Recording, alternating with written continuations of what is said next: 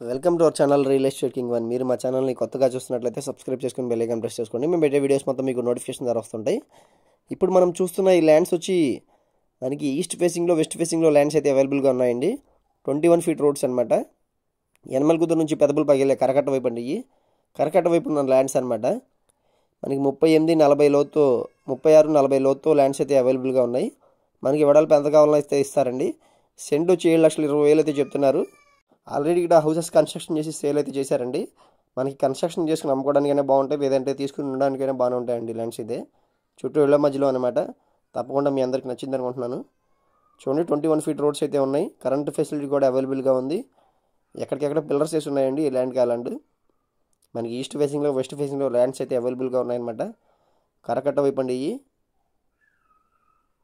పూర్తి వివరాల కోసం మా నెంబర్కి కాంటాక్ట్ చేయండి. మా ఛానల్ సబ్స్క్రైబ్ చేసుకోవడం మర్చిపోకండి.